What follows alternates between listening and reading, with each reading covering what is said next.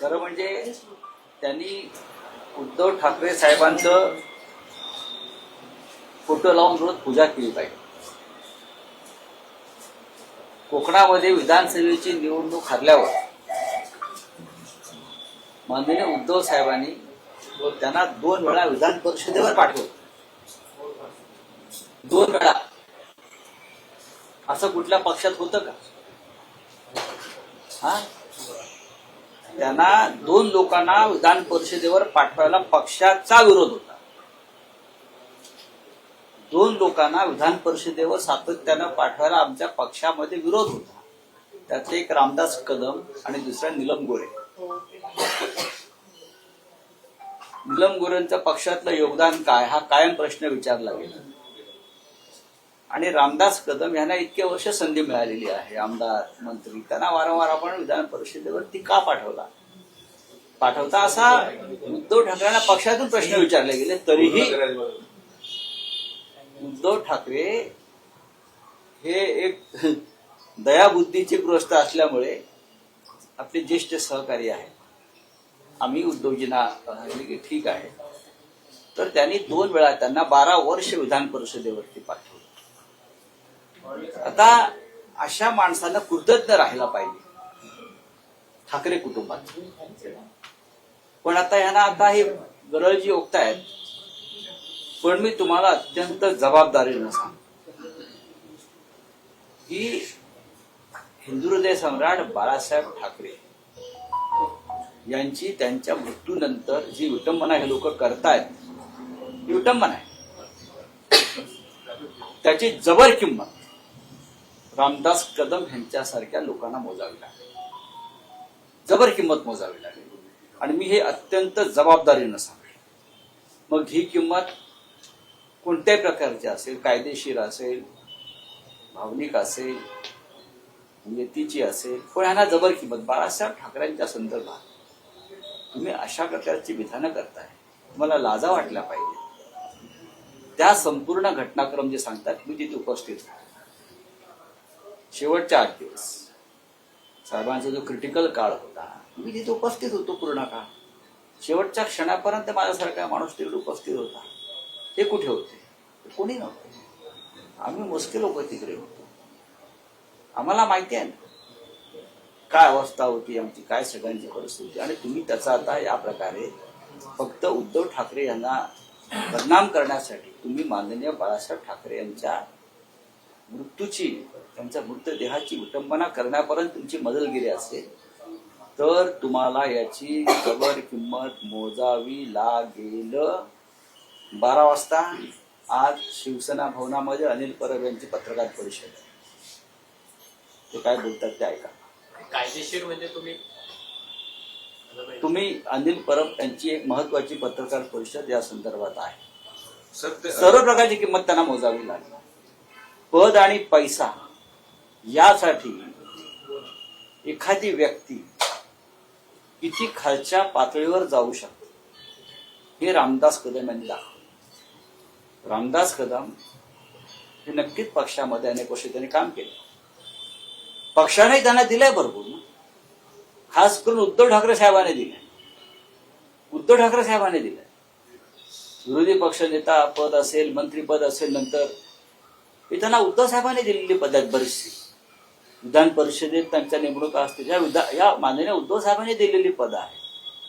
बाळासाहेबांच्या नंतर जेव्हा सूत्र उद्धवजीकडे गेली, तेव्हा उद्धवजींनी सुद्धा बाळासाहेबांबरोबर या सगळ्या काम करणाऱ्या कार्यकर्त्यांना सन्मानानं वागलं. आणि अशा वेळेला तुम्ही फक्त टाळ्या मिळवण्यासाठी, पण त्यांना टाळ्या नाही मिळाल्या. महाराष्ट्र थुकतोय त्यांच्या. मराठी माणूस अशा व्यक्तींवर थुंकतो जो बाळासाहेबांची विटंबना करतो त्यांच्याबद्दल. आम्ही पाहू ना, आम्ही जिवंत आहोत अजून, आम्ही जिवंत आहोत अजून, आम्ही बघू काय करायचं ते.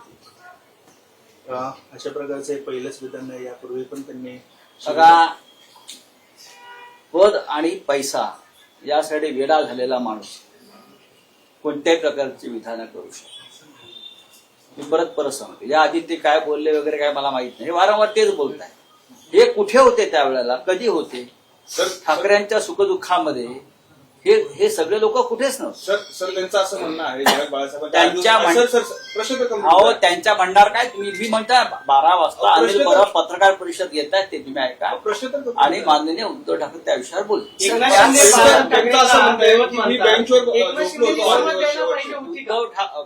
जे पक्ष सोडून गेलेले आहेत ते बाळासाहेब ठाकरेंना कधीच दैवत मानू शकत नाही. एकनाथ शिंदेपासून जे का आता लोक भाजपच्या चरणी विलीन झालेले आहेत, मोदींच्या चरणी विलीन झाले आहेत, अमित शहाच्या जोड्यांची पूजा करतात शस्त्र म्हणून. बरं का, शस्त्र म्हणून अमित शहाच्या जोड्यांची पूजा केली या लोकांनी. सर पण त्यांचं हे बाळासाहेब ठाकरेंना दैवत मानणाऱ्यांचं काम नाही. हो क्या? उद्धव ठाकरे आज पुण्यात येत आज माननीय शिवसेना पक्षप्रमुख उद्धव ठाकरे पुण्यात येत आहेत. लोणावळ्यापर्यंत पोहोचलेले आहेत, वेळेत येतील. पत्रकारांशी संवाद साधतील. सगळ्यात आधी तुमची व्यवस्था आधी. पुणे महानगरपालिकेसाठी काही तयारी रणशिंग फुकलं जाईल, कारण मुंबई पुणे महत्वाचे शहर आहेत. मुंबई, ठाणे, नवी मुंबई, कल्याण डोंबिवली, नाशिक, पुणे, संभाजीनगर या महत्वाच्या महानगरपालिका नक्कीच आहेत. आणि त्यासाठी आम्ही राज ठाकरे, महाविकास आघाडीतले काही प्रमुख घटक पक्ष यांची एकत्र चर्चा सुरू आहे. कुठे कोणाबरोबर कसं लढायचं या संदर्भात सविस्तर चर्चा आमच्यात बैठका सुरू आहे. धम्मचक्र परिवर्तन दिनानिमित्त प्रकाश आंबेडकरांच्या वंचित बहुजन आघाडीची काल मोठी सभा अकोल्यात पार पडली. त्यात ओबीसी आरक्षणाचा महत्वाचा मुद्दा जो आहे ना तो त्यांनी मांडलाय की आरएसएस आणि भाजपने गेल्या अनेक वर्षांपासून ओबीसी समाजाला, ओबीसी आरक्षणाला विरोध केलाय. हे खरे दुश्मन जे आहेत ओबीसीचे आरएसएस आणि भाजप आहेत, वंचित शिवाय पर्याय नाही आरक्षणाला, असं त्यांचं म्हणणं आहे. असं आहे की प्रकाश आंबेडकरांची भूमिका ही कायम एक असते, ते मांडत असतात. पण त्यांची भूमिका ही कायम संघ आणि भाजपला मदत होईल अशीच निवडणुकीमध्ये असते. हे पण तेवढंच. राज्याचे मुख्यमंत्री देवेंद्र फडणवीस असं म्हणाले की दसरा मेळाव्यामध्ये उद्धव ठाकरेंनी जे भाषण केलं ज्याच्यामध्ये मदतीवर कोणतीच चर्चा झाली नाही, माझे 1,000 रुपये उद्धव ठाकरेंनी वाचवलेले आहेत. फार कंजूस माणूस आहे हा, फार कंजूस माणूस आहे. त्यांनी पेशव्यांचा आदर्श घ्यायला पाहिजे होता. पुण्यात फार दिलदार माणसं होती पेशवेकडे, नाना फडणवीस वगैरे. 1,000ची पळी लावतो उद्धव ठाकरे. उद्धव ठाकरेचं भाषण जर तुम्ही काळजीपूर्वक ऐकलं तर त्यांनी शेतकऱ्यांच्या प्रश्नावरती आवाज उठवलाय. शेतकऱ्यांना कशा प्रकारची मदत द्यायला हवी. बरं काय, देवेंद्रजी कानात बोळे घालून बसले होते का ऐकायला हे भाषण? याचा अर्थ त्यांचे भाषण ऐकलंय पण कानात बोळे घातले. शेतकऱ्यांच्या प्रश्नावर बोलताना त्यांनी कानामध्ये बोळे घातले. उद्धव साहेबांनी एकरी आणि हेक्टरी किती मदत व्हावी या संदर्भात भूमिका मांडली. उद्धव साहेबांनी कर्जमाफी कशा प्रकारे करायला हवी या संदर्भात भूमिका मांडली. उद्धव साहेबांनी ओल्या दुष्काळासंदर्भात देवेंद्र फडणवीस कशी फसवणूक करतायत त्या संदर्भात त्यांचंच एक पत्र त्यांच्या तोंडावर मारलं. उद्धव साहेबांनी मुंबईसह शहरांची कसा नासाडी चाललेली आहे गौतम अडाणीच्या माध्यमातून. हा विकासावरच मुद्दा आहे ना की आमची मुंबई आहे महाराष्ट्राची. तुम्ही गौतम अडाणीला विकताय मुंबई, आमची फुकटात देताय. हा विकासाचा मुद्दा वाटत नसेल देवेंद्र फडणवीसना तर गौतम अडाणी जरा 25% दलाली देतोय. हा कमिशनवरचा मुख्यमंत्री आहे, मिशनवरचा मुख्यमंत्री नाहीये. काय म्हणजे याची विकासाची व्याख्या काय? गौतम अडाणीला कडेवर घेऊन आम्ही फिरावं ही यांची विकासाची व्याख्या आहे का? यांच्याप्रमाणे सांगावं त्यांनी. उद्धव ठाकरेंचं भाषण त्या दिवशीचं हे सुपरहिट भाषण होतं. विकासावर ते बोलले. त्यांनी भाजपचा आणि संघ परिवाराचा बुरखा फाडला, मुंबई लुटणाऱ्यांचा बुरखा फाडला.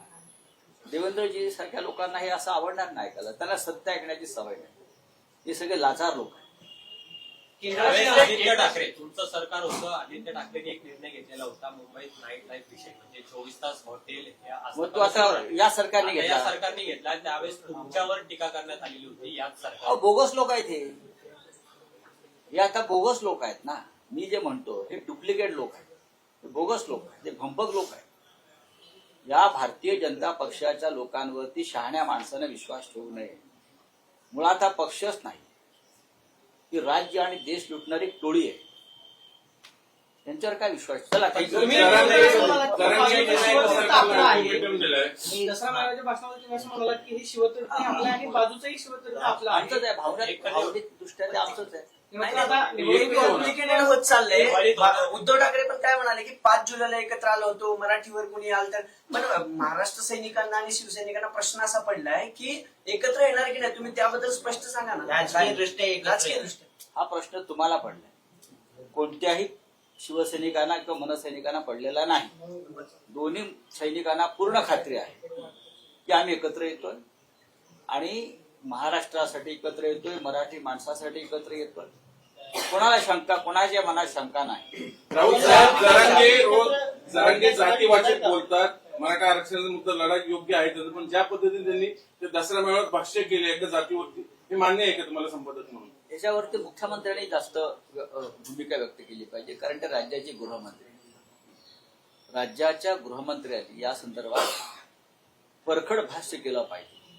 पडळकर काय बोलतायत, त्यांचे इतर लोक काय बोलतायत, हे गृहमंत्र्याचं काम आहे, मुख्यमंत्र्याचं काम. या राज्यातल्या कायद्याचे रखवालदार आहेत. आम्ही यशवंतराव चव्हाणांपासून आतापर्यंत उद्धव ठाकरेपर्यंत अनेक मुख्यमंत्री पाहिलेले आहेत. इतका बोलचट आणि खुलचट मुख्यमंत्री महाराष्ट्राने कधी पाहिला नव्हता. त्यांना फक्त शिवसेनेला कसं खतम करता येईल हा एक अजेंडा ते राबवत आहेत आणि मराठी माणसाची जास्तीत जास्त कशी अवहेलना करता येईल या पलीकडे त्यांचं खातं कोणतेही काम करत नाही. महाराष्ट्रात असंख्य प्रश्न आहेत, काय करतायत? मुख्यमंत्र्यांनी ओबीसी नेत्यांची बैठक बोलवली आहे. सगळे प्रश्न जो झाला परवा एकनाथ शिंदे यांचा नेस्कोमध्ये, त्याच्यामध्ये जो दरवाजा होता तो लॉक करण्यात आलेला होता, म्हणजे नागरिकांना बाहेर जायचं होतं पण जाता येत नव्हतं अशी मुळात तो दसरा मेळावा नव्हता. मी वारंवार सांगतो, दसरा मेळावा मुंबईमध्ये फक्त बाळासाहेब ठाकरे यांच्या शिवसेनेचा असेल. तिथे शस्त्रपूजा होते, तिथे राज्याला देशाला एक मार्गदर्शन केलं जातं, तो शिवतीर्थावर होतो.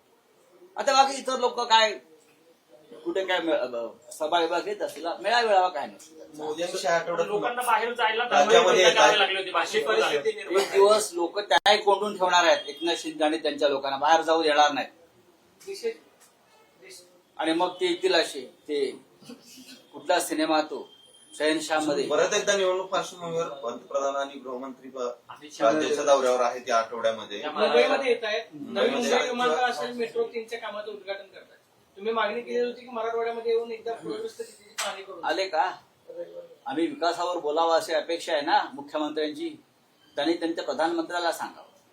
राऊत साहेब, लाडक्या मी सांगतो ना, खरं म्हणजे मराठवाड्यातल्या शेतकऱ्यांसाठी त्यांनी पॅकेज जाहीर करणं गरजेचं होतं दिल्लीतून. पण प्रत्येक गोष्टीचं राजकारण करायचं असल्यामुळे प्रधानमंत्री मुंबईत कधी येतात म्हटले तुम्ही? पुढच्या 2 आठवड्यावर. पुढल्या 2 आठवड्यात येऊन ते स्वतःच काहीतरी एखादी घोषणा करण्याची शक्यता. राजकारण बाकी काही नाही.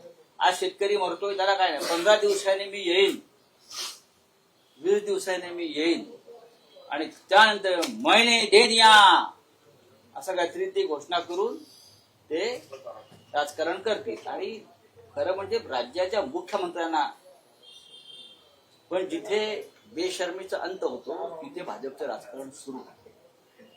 बेशर्मी.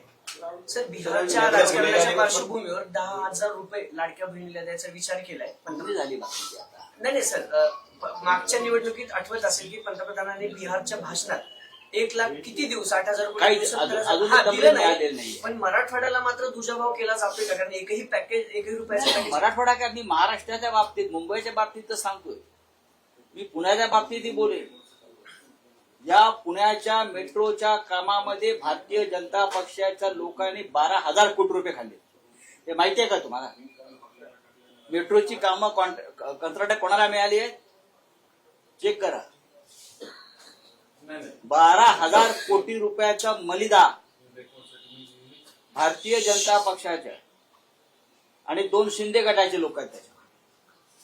हा 12,000 कोटी रुपयाचा मलिदा पुण्यातल्या मेट्रोच्या कामामध्ये या 4-5 लोकांनी खाल्लेला आहे. तुम्ही पाठीवर पुण्याच्या गुन्हेगारीवर पण बोलले होते. अजून काही